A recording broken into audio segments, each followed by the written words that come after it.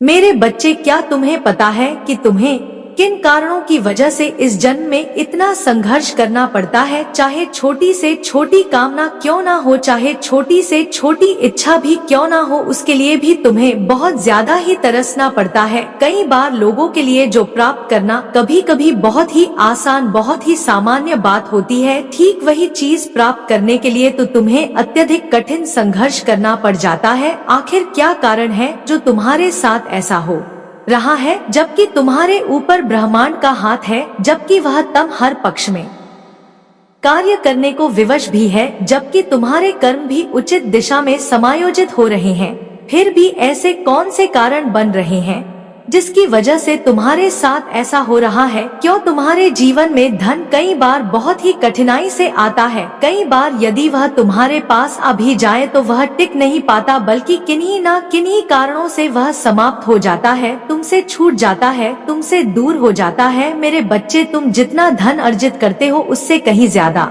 तुम्हारे ऊपर जिम्मेदारियों का बोझ लग जाता है। यह कब आया कब चला गया, वास्तव में तुम इसे समझ ही नहीं पाते हो। मेरे बच्चे, मैं तुम्हारी दुविधा, तुम्हारी भावनाओं को समझती हूँ।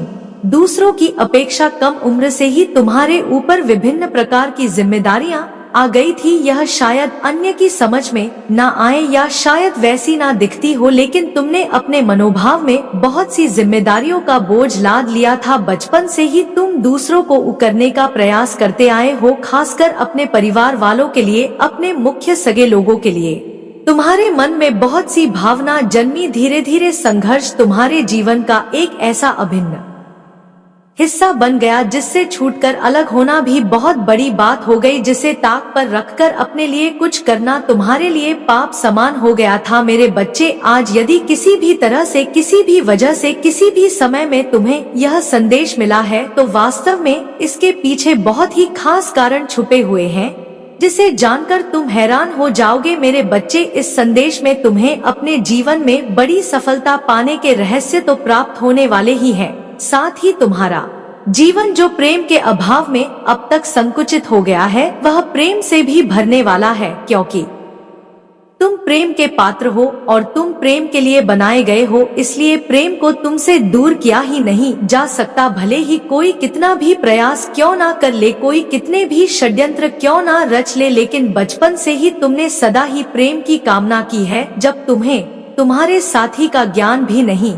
था, तब भी तुम्हारे मन में ऐसी कल्पना जन्म ली जिसमें तुमने एक साथी को जन्म दिया। तुम उसके रूप रंग से तो परिचित ना रहे, लेकिन उसके लिए तुम्हारी भावनाओं के माया जाल बुनते चले गए। मेरे बच्चे, तुम अपनी आंखें बंद करके उसका विचार करते थे जिसको तुम वास्तविकता में जानते भी नहीं थे। कभी संगीत सुनते हुए तो कभी यूं ही भावनात्मक बातों को सोचकर, भावनात्मक विचारों को देखकर, उसे समझकर तुम्हारे मन में ऐसी स्थिति उत्पन्न हुई। मेरे बच्चे, तुम्हें इस संदेश को ध्यानपूर्वक पूरा अंत तक सुनना है, चाहे परिस्थिति कोई भी हो, चाहे तुम किसी भी हाल में क्यों ना हो। इसे बीच में छोड़कर जाने की, इसे अनदेखा करने की भूल नहीं करनी है। मेरे बच्चे, जिस तरह से व्यक्ति प्रतिदिन पुराने वस्त्रों को त्याग करके नवीन साफ सुंदर वस्त्र पहनकर रहता है, ठीक उसी प्रकार से आत्मा भी पुराने और वृद्ध शरीर को त्याग कर, ऐसा शरीर जो जर्जर हो चुका है उसे त्याग कर नवीन शरीर धारण करती है। कोई मनुष्य, चाहे वह स्त्री हो या पुरुष, इस बात से कोई फर्क नहीं पड़ता। जीवात्मा सदैव अलग अलग रूपों को धारण करती है, कभी वह स्त्री भी हो सकती है, कभी पुरुष भी। किसी जन्म में यदि उसने स्त्री का रूप लिया हो तो किसी जन्म में वह पुरुष के रूप में भी अवतरित उत्पन्न हो सकती है। मेरे बच्चे, जीवात्मा का खेल बड़ा ही रोचक है। यह सामान्य मनुष्य के लिए समझ पाना सामान्य बिल्कुल भी नहीं है। इसको समझने के लिए बहुत से ज्ञान और आत्मबोध की आवश्यकता होती है। तुम जो सदा से ही अपने जीवन का लक्ष्य जानने की आकांक्षा व्यक्त करते आए हो, तुम्हें यह अवश्य ही पता चलना चाहिए कि तुम्हारे जीवन में किन उद्देश्य की पूर्ति करना तुम्हें विशेष है। लेकिन मेरे बच्चे, कुछ ऐसे लोग हैं जिनका तुम्हारे पूर्व जन्म से बहुत ही गहरा संबंध है। कुछ ऐसे लोग हैं जो कभी तुम्हारे बहुत ही खास हुआ करते थे और आज भी तुम्हें उनसे अपनी निकटता का एहसास होता है। भले वह इस जन्म में तुम्हारे अपने सगे संबंध ही ना हो, लेकिन कहीं ना कहीं उनसे तुम्हारी निकटता इस कदर होती है कि उन्हें देखकर तुम्हें उनके होने का, अपने करीब होने का, उनसे जुड़ाव का एहसास होता है। यह लगाव बड़ा विशेष है जिसे तुम समझ नहीं पाते। ऐसा ही तुम्हारे विपरीत आत्मसंगी के प्रति भी तुम्हें एहसास होता है, जबकि वास्तविकता में तो तुम ही अलग अलग नर नारी के रूप में जन्म लिए हो मेरे बच्चे। वह जो तुम्हारा शत्रु है, वह जिसे तुम मित्र समझ रहे हो, वह दोनों ही अलग नहीं है वास्तव में तुम ही हो जो उनके भीतर भी बैठे हो। वास्तव में यह बड़ा ही रोचक है। इसे समझ पाना सामान्य नहीं है, लेकिन धीरे धीरे तुम इसे समझोगे कि कैसे दूसरों में भी तुम ही सा ले रहे हो मेरे बच्चे। मनुष्य अपने आप को अपनी बुद्धि के द्वारा अलग करने का प्रयत्न करता है। वह विचार करता है और संसार की रचना करता है। संसार की रचना वह कहीं भी कर सकता है। गुफाओं में बैठकर भी उसके मन में संसार जन्म ले सकता है। लोगों से अलग थलग होकर, लोगों की शक्ल ना देखते हुए भी वह संसार की रचना कर सकता है। यह गुण है या विशेष गुण है, लेकिन इसका प्रयोग वह सही अर्थों में, सही मायनों में सही जगह नहीं कर पाता, क्योंकि वह विवश होता है, क्योंकि उसे सही कुछ पता नहीं होता कि क्या वास्तविकता में सही है क्या नहीं। इसलिए वह अंधाधुंध बातें जन्म देता रहता है, संसार की रचना करता रहता है। मेरे बच्चे, तुम एक बार अपने मन से द्वेष और नफरत की भावना हटाओ, जबकि मैं जानती हूँ कि तुम ईर्ष्या और द्वेष से पूरी तरह दूरी बनाते हो, लेकिन मनुष्य का यह गुण अथवा अवगुण उसके साथ होता ही है, और इससे पूरी तरह पार पाने के लिए मनुष्य को अपने जीवन के वास्तविक अर्थों को जानना आवश्यक हो जाता है। मेरे बच्चे, तुमने अब तक जो जीवन जिया है वह इतना संघर्ष में गुजारा है कि ना चाहते हुए भी तुम्हारे अंदर हिंसा जन्म लेगी, और इसमें तुम्हारा दोष नहीं है वास्तव में इसमें तुम्हारा दोष दिया ही नहीं जा सकता, लेकिन तुम मनुष्य और मनुष्यता से ऊपर उठकर सोच सकते हो। तुम्हें ऐसी क्षमता प्रदान की गई है कि ब्रह्मांड तुम्हें वह कला प्रदान करती है जो तुम अभी सोच नहीं पा रहे, लेकिन धीरे धीरे तुम यह देख पाओगे कि कैसे तुम इनसे से ऊपर उठकर सोच रहे हो। तुम अपनी क्षमता का पूर्ण लाभ ले पाओगे और तुम इसको करने से दूर नहीं हो। वास्तव में तुम बहुत करीब आ चुके हो इसे समझने के मेरे बच्चे। पिछले कुछ समय से तुमने जिस तरह की आध्यात्मिक यात्रा का प्रारंभ किया है, यह यात्रा तुम्हें बहुत आगे तक लेकर आई है। अब तुम अध्यात्म की उन सीढ़ियों तक आप पहुँचे हो जहाँ से मुक्ति का द्वार बहुत दूर नहीं है मेरे बच्चे। तुम्हारा मूल स्वरूप कई शरीरों को धारण कर चुका है, इसलिए तुम्हें तुम्हारे पूर्व जन्म से संबंधित बहुत सी घटनाएं याद आने लगती है। बहुत सी जगहों पर तुम्हें अपनापन महसूस होता है, जबकि तुम वहाँ पहले उतना रहे भी नहीं, और बहुत सी जगहों पर तुम्हें बहुत ही बुरा प्रतीत होता है, क्योंकि कहीं ना कहीं तुम्हारी उनसे गहरी बुनियादी और बेवजह की बुरी आदतें जुड़ी हैं।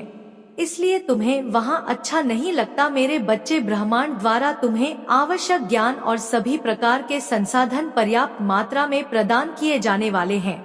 तुम्हारे पास धन, उपलब्धियां उपहार स्वरूप मिलेंगी। वास्तव में जितनी तुम्हें आवश्यकता है उससे भी कहीं ज्यादा मिलेंगी। पहले भी तुम्हें यहाँ सब प्रदान किया गया था, किंतु तब तुमने इसका मूल्य सही अर्थों में समझा नहीं था, और जब मनुष्य किसी चीज को मूल्य प्रदान नहीं कर पाता तो वह उससे छिन जाता है, वह उससे दूर हो जाती है। जब वह उसका पूर्ण उपयोग नहीं कर सकता तो वह उसका पूर्ण उपभोग भी नहीं कर पाता है। मेरे बच्चे, मैं नहीं चाहती कि पिछले जन्मों में तुमने जो भूल दोहराई थी वह इस जन्म में भी घटित हो। इस वजह से मैं तुम्हारा मार्गदर्शन करने के लिए एक ऐसे रूप में आने वाली हूँ जिसकी तुमने बिल्कुल भी सोच जाहिर नहीं की होगी, या एकदम अनूठा होगा, एकदम अलग। तुम इसे समझ नहीं पाओगे, लेकिन एक समय के बाद जब तुम प्रगति की काफी ऊंचाई तक पहुंच जाओगे तब तुम इसे समझ पाओगे। तब तुम्हारे मन में यह भाव आएगा जैसे ईश्वर सदैव तुम्हारे साथ रहे और तुम उन्हें समझ ना सके। मेरे बच्चे, ब्रह्मांड ने तुम्हें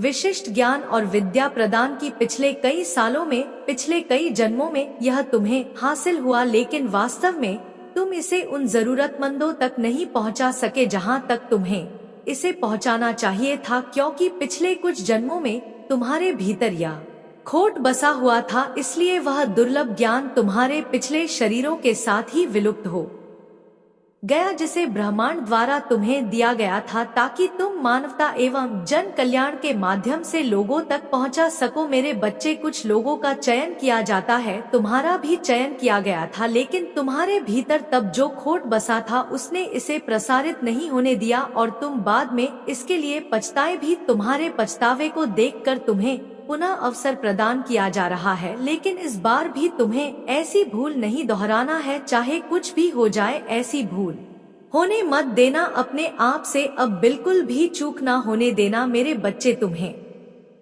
संसार में विशेष शक्तियां प्रदान की जाएंगी, लेकिन इसका सदुपयोग या दुरुपयोग करने की क्षमता तुम्हारे पास होगी और यह इसका चयन भी तुम ही करोगे। एक बार जो तुमने चयन कर लिया, तुम उससे पीछे नहीं हट पाओगे। इसलिए तुम्हें बहुत ही सोच विचार के संकल्पित होकर इसका चयन करना होगा। मेरे बच्चे, पिछले जन्मों में तुमने जो यह खोट दिखाई, पिछले जन्मों में तुम्हें जो कुछ भी प्रदान किया गया वह आवश्यकता से अधिक था। वह तुम्हें इसलिए प्रदान किया गया ताकि तुम जन कल्याण कर सको, ताकि तुम उसे लोगों तक पहुंचा सको, ताकि वह इस संसार में प्रसारित हो सके, प्रचारित हो सके। लेकिन तुमने उसका प्रचार नहीं किया, स्वयं के लिए उसका उपयोग तो किया, लेकिन तुम्हारे मन में यह बात नहीं आई कि इसे अन्य लोगों तक भी बांटा जाए, जिस वजह से तुम्हारा यह खोट पाप बन गया और इसने ही तुम्हें सजा दी। तुम्हारे इसी कर्म के कारण इस जन्म में तुम्हें बहुत से संघर्ष करने पड़े, जबकि तुम एक नेक दिल मनुष्य हो। पहले भी तुम्हारे इरादों में खोट नहीं था, वास्तव में तुम्हारे ज्ञान को तुम प्रसारित ना कर सके, क्योंकि मेरे बच्चे, तुम्हारे भीतर का स्वार्थ तुम्हें रोक रहा था, तुम्हारे भीतर का आलस्य तुम्हें रोक रहा था। तुम्हारे इरादे स्पष्ट रूप से लोगों की भलाई के ही थे, लेकिन कई बार तुम अपने आलस्य के चलते ऐसा ना कर सके और उस आलस्य ने तुम्हें आज भी जकड़ा हुआ है। वह इतनी गहराई से तुम में बसा है कि तुम चाहकर भी उससे निकल नहीं पाते, लेकिन तुम्हें इस बेड़ियों को तोड़ना ही होगा। तुम्हें संकल्प लेना होगा। विश्वास और संकल्प से बढ़कर इस संसार में कोई और ताकत नहीं है। तुम्हें यह समझना ही होगा और इसका प्रयोग करके अपने आलस्य को पूर्णतः समाप्त करना होगा, सही दिशा में करना होगा। मेरे बच्चे, तुम ही लिखना होगा अपनी भावनाओं को, अपनी आकांक्षाओं को, उन चीजों को जिनके लिए तुम आभारी हो। तुम्हें लिखना होगा अपने लक्ष्यों को, उन आधारों को जिनसे तुम अपने लक्ष्य को प्राप्त कर पाओगे। तुम्हें एक एक बातों को सुस्पष्ट रूप में बिल्कुल ही सही लिखना होगा और ऐसा करना तुम्हारे लिए आवश्यक है। भले ही आज तुम्हें इसकी महत्वता का एहसास ना हो रहा हो, लेकिन यह तुम्हारे जीवन में बाधा ना बन जाए, इसलिए तुम्हें इसे लिखना होगा, क्योंकि जो तुम्हें पहले प्रदान किया गया था वह आज प्रदान किया जाएगा, लेकिन यह तुम्हें अक्सर नहीं मिलता रहेगा। अवसर बार बार नहीं मिलते। मेरे बच्चे, आज जब तुम इस योग्य हो कि तुम्हें यह अवसर प्रदान किया जा रहा है, तो खुली बाहों से, दोनों हाथों से इसे लपक लो और इसका उपयोग करो अपने कर्मों को काटने के लिए, उन कर्मों को जो तुम्हारे ही लिए घातक साबित हो रहे हैं, और निर्माण करो उस सुनहरे भविष्य का जिसकी आकांक्षा एक सामान्य मनुष्य कर भी ना पाए। कल्पनाओं से भी ऊपर मनुष्य की ऐसी आकांक्षाएं जो उसे दर बदर काटती रहती है, खाती रहती है, उनसे भी ऊपर एक ऐसी आकांक्षा का निर्माण करो जिसका पूर्ण होना केवल दिव्यता के द्वारा ही संभव हो सके। सामान्य अर्थों में सामान्य धन द्वारा यदि कुछ पूर्ण हो जाए तो वह आकांक्षा भला क्या ही हुई। असली आकांक्षा तो वह है जो केवल दिव्यता के माध्यम से ही पूर्ण हो सके, और तुम में वह क्षमता है कि तुम इसे आंक सको। और जब तुम्हें यह गुण प्रदान किया जा रहा है तो उसका सदुपयोग करो। मेरे बच्चे, तुम उन चीजों का मूल्य समझो जो तुम्हें प्राप्त कराया जा रहा है। तुम्हारे पास गुप्त विद्या और गुप्त ज्ञान छुपा हुआ है, लेकिन उसे प्राप्त करने से पहले तुम्हें अपने मन को, चित्त को पूरी तरह से शुद्ध, पूरी तरह से निर्मल करना होगा। याद रखो, जल की धारा वहीं से प्रवाहित होती है जहां मार्ग में बिल्कुल भी कोई रुकावट ना हो, और यदि रुकावट हो तो जल उसे काट देती है। अथक प्रयत्नों के बाद तुम्हें भी लगातार चोट करके उन पत्थरों को काटना है जो तुम्हें आगे बढ़ने से रोक रही है। मेरे बच्चे, इसी प्रकार ब्रह्मांड से शुद्ध ज्ञान की धारा वही प्रभावित होती है जहाँ हृदय में अहंकार रूपी बाधा ना हो। तुम्हें अपने भीतर के अहंकार, लालच और लोभ को समाप्त करना है, अपने इरादों को स्पष्ट और मजबूत बनाना है, संकल्प की शक्ति का सही अर्थों में प्रयोग करना है, तभी तुम जीत को आसानी से हासिल कर पाओगे। तुम्हारे लिए जीतना अत्यंत आवश्यक है, क्योंकि तुमने अपने जीवन में बहुत दुख देखे हैं। यह निरंतर ना हो, इसलिए तुम्हारा जीतना आवश्यक है। मेरे बच्चे, तुम्हें दिव्य प्रेम मिलने वाला है। समय चक्र चल पड़ा है, अब समय का पहिया पूरी तरह से तुम्हारी जीत के लिए अग्रसर हो चला है। कोई चाहकर भी तुम्हें हरा ना पाए, ऐसी क्षमता और शक्ति तुम्हें प्रदान की जा रही है। मैंने तुम्हें स्वयं शक्तियाँ दे रखी है और बुद्धि भी दे रखी है, क्योंकि तुम मुझ पर सबसे ज्यादा विश्वास करते हो और मेरी पूजा आराधना करते समय तुम्हारे मुख से निकले हुए एक एक शब्द को मैं बहुत ही ज्यादा ध्यान से प्रसन्न मन सुनती हूँ। और मैं जानती हूँ कि ना तो तुम्हें किसी का गलत करना पसंद है और ना ही किसी का गलत सहना, ना ही तुम्हारी सोच किसी के लिए गलत है और ना ही कोई तुम्हारे बारे में गलत सोचे तुमसे बर्दाश्त होता है। तुम छिन्न भिन्न हो जाते हो जब तुम किसी को इस प्रकार के भाव करते देखते हो, लेकिन मेरे बच्चे, इस बात को भी समझना जरूरी है कि ऐसे व्यक्तियों से यदि सावधान ना रहा जाए तो बड़े से बड़ा व्यक्ति भी उससे धोखा खा सकता है। उसका कारण केवल इतना ही है कि ऐसे व्यक्ति कुछ इस प्रकार के भाव रखते हैं कि सामने वाले व्यक्ति को उनके बारे में पता ही नहीं चल पाता, और इसके साथ साथ वह ऐसा सोचते भी हैं कि मैं किसी भी कीमत पर इस व्यक्ति को अपने बारे में महसूस नहीं होने दूंगा। जो मैं कर रहा हूँ वह भी नहीं, और जो मैं करना चाहता हूँ वह भी नहीं, क्योंकि मेरे बच्चे, ऐसे व्यक्ति किसी के लिए बहुत बड़ा छलावा उत्पन्न करते हैं और धोखा देना ही उनका असली मकसद होता है। धोखे से भरे ऐसे व्यक्ति किसी के जीवन के लिए खतरा बनने में कोई कमी नहीं छोड़ते। वह केवल अपने जीवन के अलावा किसी के जीवन से उतना प्रेम नहीं करते और ना ही किसी के बारे में उतने अच्छी सोच रखते हैं।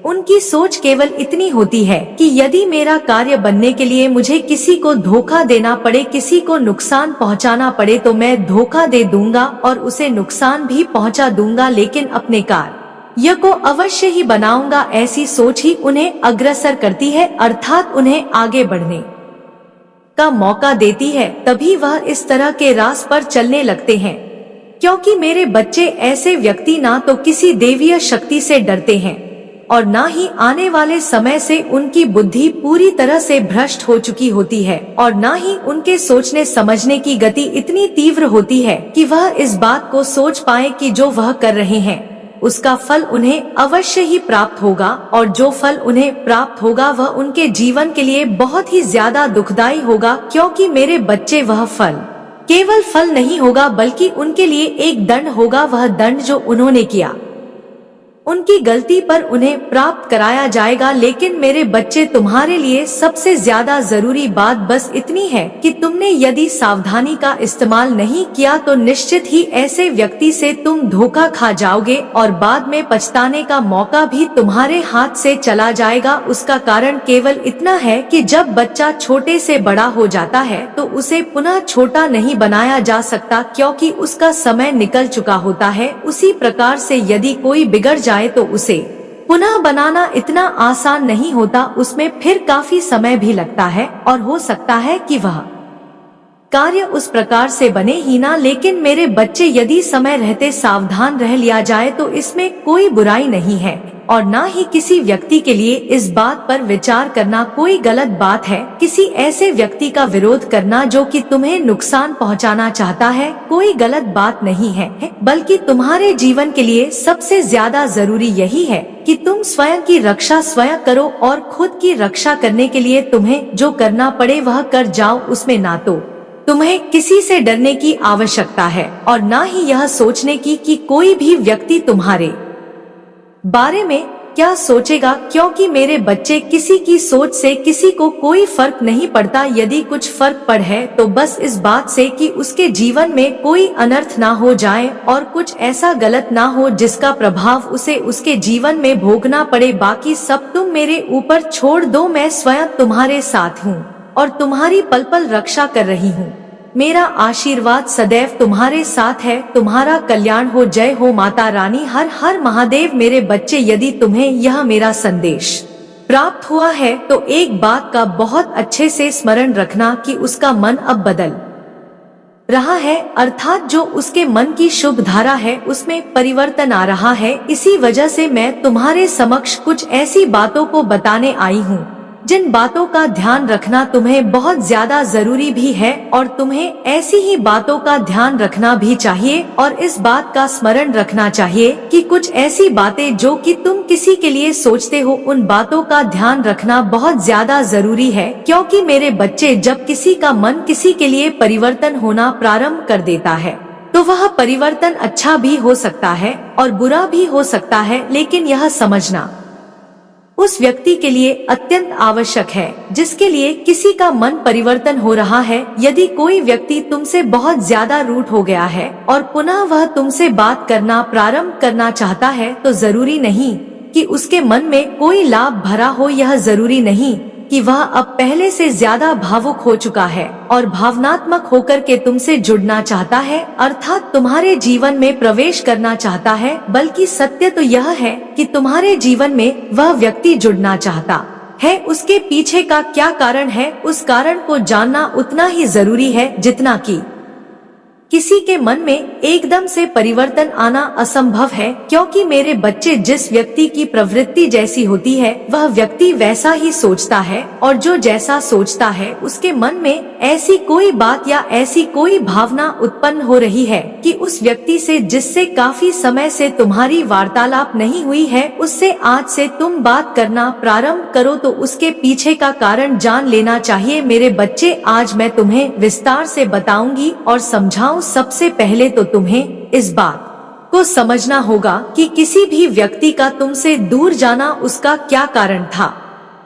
कौन सी वजह से वह तुमसे दूर गया। अर्थात यदि कोई व्यक्ति तुम्हें धोखा देकर दूर गया है और तुम्हारे साथ उसने पहले ऐसा कोई छल किया था जिसकी वजह से तुमने उसे अपने जीवन से दूर कर दिया और वह तुमसे दूर हो गया, तुम्हारे हृदय को इस बात का आभास था कि उसने कहीं ना कहीं कोई ऐसी गलती की है जिसकी वजह से तुम उसके साथ उसके जीवन से जुड़कर नहीं रह सकते और तुम्हें उससे दूर हो जाना चाहिए। क्योंकि मेरे बच्चे, ऐसे व्यक्ति के साथ रहना खतरे से खाली नहीं होता जिसके मन में छल भरा होता है और जो छलावा लेकर जीवन को जीता है कि थोड़ा समय निकालकर ज्ञान की बातें ले या फिर अपनी माता का संदेश सुन ले, उन्हें तो अपने काम से ही फुर्सत नहीं है। परंतु जब कोई दिक्कत आएगी तो वह भगवान को याद करेंगे। जब तक उनके जीवन में खुशियाँ रहेंगी तब तक मुझे याद नहीं करेंगे, और जब दिक्कतों का सामना देखेंगे तब जाकर मेरा स्मरण करेंगे। यही तो सबसे बड़ी भूल है, क्योंकि यदि तुम मुझे पहले ही याद कर लो, मुझे पहले ही अपनी समस्याओं का विवरण बता दो, तो तुम्हें कोई दिक्कत होने ही नहीं पाएगी। मेरे बच्चे, यदि तुमने मेरे लिए कुछ समय निकाला है या मेरे लिए तुमने रुपए खर्च किए हैं तो उसका मैं कई गुना करती हूँ। मैंने तुम्हारा समय लिया है तो वह तुम्हारा बर्बाद नहीं जाएगा, उसके बदले में तुम्हें उससे भी कहीं ज्यादा दे दूंगी जो तुम्हारे जीवन के लिए पर्याप्त होगा और तुम्हारी भूख शांत करने के लिए ही पर्याप्त होगा। मेरे बच्चे, तुम्हारा परिवार भूख से तड़प रहा था, तुम्हारे घर में दीपक नहीं जल रहा था, तुम रात दिन रोते रहते थे, ऊपर से लोग तुम्हें परेशान करते थे, फिर भी तुमने कम नहीं किया और ना ही अपनी हिम्मत को टूटने दिया। तुम्हारी हिम्मत और दिन प्रतिदिन बढ़ती गई। तुम यह सोचते थे कि यह तो सब मूर्ख है, परंतु मैं तो मूर्ख नहीं हूँ, यह सब मुझे उलझा कर मुझे भटक रहे हैं, लेकिन मैं इनकी उलझन में भटकने वाला नहीं हूँ। मैं तो इनका सभी षड्यंत्र जानता हूँ कि यह मेरे साथ क्या करना चाहते हैं। मेरे बच्चे, तुम अत्यंत भाग्यशाली हो जो तुम्हारे लिए तुम्हारी माता न्याय का प्रस्ताव लेकर आई है और तुम्हारे न्याय का समय भी बताने आई है। तुम्हारे भाग्य की प्रशंसा करनी चाहिए, क्योंकि तुम्हारी माता स्वयं किसी के पास चलकर नहीं जाती हैं। कोई ऐसा प्रिय भक्त होता है जो उनकी आराधना करके उन्हें प्रसन्न करता है और बुलाता है, तभी वह जाती है। परंतु छोटी भक्ति करने वाले के पास भगवान इतनी आसानी से नहीं जाते हैं, परंतु कृपा अपनी अवश्य रखते हैं।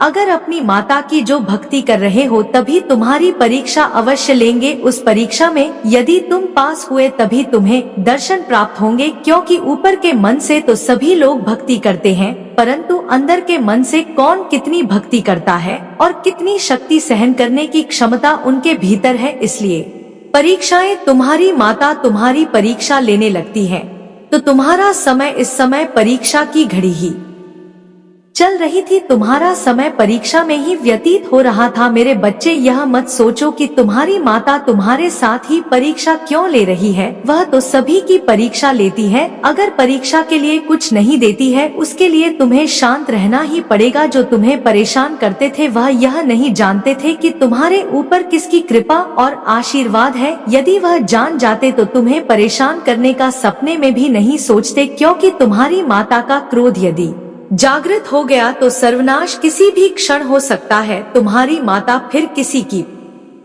प्रतीक्षा नहीं करेंगी और ना ही क्षमा करने का अवसर देंगी, तत्काल विनाश प्रारंभ कर देंगी, सभी लोग जानते हैं।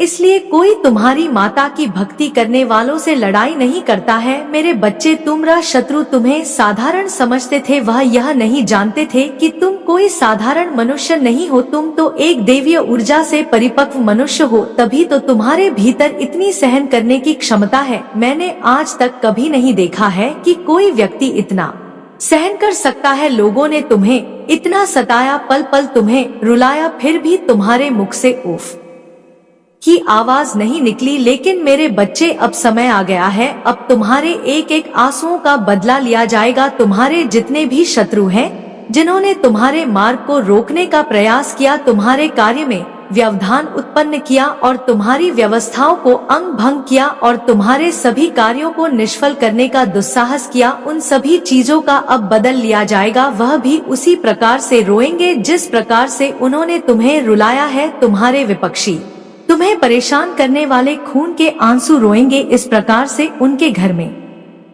विनाश का तांडव होगा कि उनका घर उत्साह करके तबाह हो जाएगा, विध्वंस की अपनी अग्नि में भस्म हो जाएंगे, क्योंकि उनके भीतर जो जलन की भावना है वही उन्हें जलाकर भस्म कर देगी, चाहे वह जैसी भी हो, परंतु वह तो उनके ही भीतर की अग्नि है। मेरे बच्चे, तुम्हारी माता तुम्हारे दुख के लिए बहुत चिंतित होती है। जब तुम्हारे दुख को मुझसे नहीं देखा गया, तब जाकर मैंने यह फैसला लिया कि अब मेरे भक्त को दर्शन देना पड़ेगा, क्योंकि उसने बहुत परेशानियों को झेल लिया है। उसके घर में अब बहुत सारी समस्याएं हैं।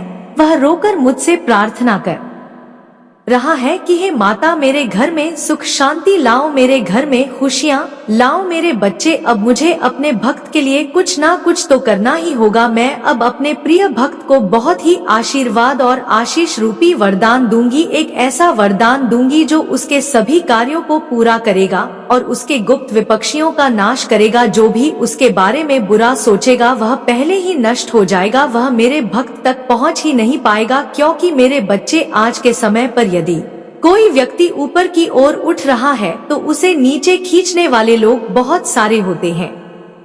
ऐसा ही तुम्हारे साथ हुआ है। तो कल सुख है, कल सुख है तो आज दुख है। यह प्रक्रिया निरंतर मनुष्य के जीवन में चलती रहती है। प्रक्रिया पर ज्यादा प्रकाश नहीं डालना चाहिए और ना ही इसे गंभीरता से लेना चाहिए, क्योंकि सुख और दुख जीवन के दो पहलू हैं जो हर मनुष्य के लिए अनिवार्य है। बस फर्क इतना होना चाहिए कि दुख इतना गंभीर ना हो कि सहन करने के योग्य ना हो और सुख इतना अधिक ना हो कि व्यक्ति अपने आप को समझ ही ना पाए और अहंकार उनके भीतर उत्पन्न हो जाए, और दुख इतना भी ना हो कि वह व्यक्ति उस दुख में इतना परेशान हो जाए कि उसे जीवन जीने का मन ही ना करे। मेरे बच्चे, अब तुम इतना मत सोचो कि मेरी माता ऐसा क्यों कह रही है। यदि तुम्हारी माता चाहे तो जीवन में सुख ही सुख रहेगा, कभी दुख की परछाई तक नहीं आएगी। तो यह भी मेरी बात जान कि तुम्हारी माता तो चाहती है कि तुम सुखी रहो, परंतु तुम्हारी हर स्थिति को, तुम्हारे द्वारा किए गए हर कार्य को और तुम्हारी सोच को मैं हर समय तो नहीं नियंत्रित कर सकती हूँ।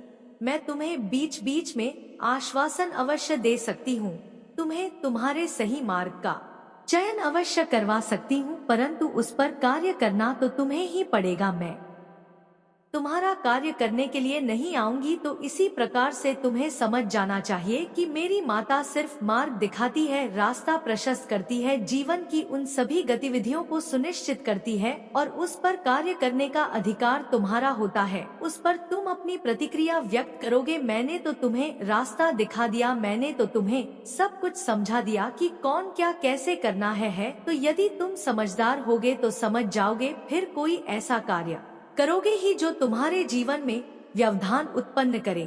इसलिए मेरे बच्चे अपने अंदर इन सब बातों को जरूर ग्रहण करो, क्योंकि कोई तुम्हें कह ना पाए कि यह दुष्ट व्यक्ति है और इसकी दशा देखो ऐसी है। मैं सच में तुम्हें बता दूं तो मेरे आँख से जो आंसू निकल रहे हैं वह इसी वजह से निकल रहे हैं। तुम्हारे दुख और तुम्हारी तकलीफों, तुम्हारे जीवन की ऐसी स्थिति को देखकर लोग यही टिप्पणी करेंगे कि यह तो माता का भक्त है, फिर इसके जीवन में इतना बड़ा संकट कैसे आ गया है। क्योंकि माता की भक्ति के जीवन में इतना बड़ा संकट आए यह तो हो ही नहीं सकता है। तो अवश्य इसने कोई ऐसा बुरा कृत किया है, बुरा कर्म किया है, जिस वजह से इसे भोगना पड़ रहा है। तुम पर लोग टिप्पणियां करेंगे, तुम्हारी हंसी उड़ाएंगे। मेरे बच्चे, मैं जानती हूँ कि तुम्हारे कर्म गलत नहीं है। तुमने कोई ऐसा बुरा कर्म नहीं किया है, ना किसी को पीड़ा दी है और ना किसी को सताया है, परंतु तुम्हारी भूल और गलती की वजह से यह सब हुआ है। किंतु यह सिर्फ मैं समझ सकती हूँ, अन्य लोग नहीं।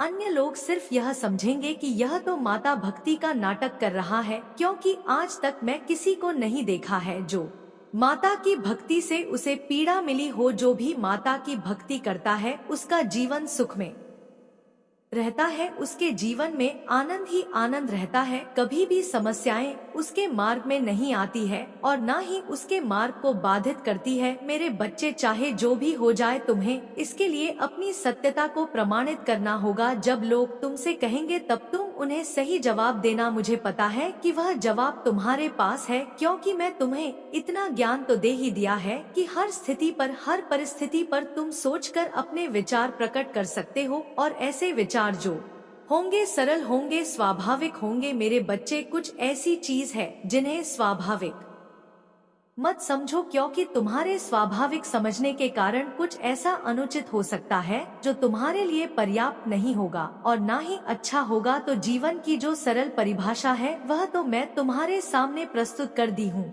मेरे बच्चे, यदि मेरी बात का पालन करोगे, मेरी बात को मानोगे, तो जीवन में तुम्हारी जो यह समस्याएं चल रही है उन्हें समाप्त होने में समय नहीं लगेगा। इन सब बातों को उसमें वास्तविक लेना चाहिए, इनमें फर्क करना चाहिए, इन्हें अनदेखा नहीं करना चाहिए, क्योंकि अनदेखा करने से तुम्हारा जो नुकसान है वह दिन प्रतिदिन बढ़ता जाएगा। क्योंकि जो बातें तुम्हें आश्वासित की जाती वह तुम्हारे लिए हितकर होती है। मेरे बच्चे, आज मैंने जो अपना दुख तुम्हारे सामने प्रस्तुत किया है वह सिर्फ तुम्हारे कारण है। तुम्हें देखकर, तुम्हारी पीड़ा का अनुभव करके जितना तुम अपने जीवन में पीड़ा का आभास कर रहे हो, उससे कहीं ज्यादा मैं भी तुम्हारी पीड़ाओं का आभास कर रही हूँ। प्रतिक्षण यह सोच रही हूँ कि जितनी जल्दी हो सके उतनी जल्दी तुम्हारी समस्याओं को नियंत्रित किया जाए। इसलिए मैं आज तुम्हारे पास यह संदेश लेकर आई हूँ और इस संदेश के माध्यम से समझाना चाहती हूँ,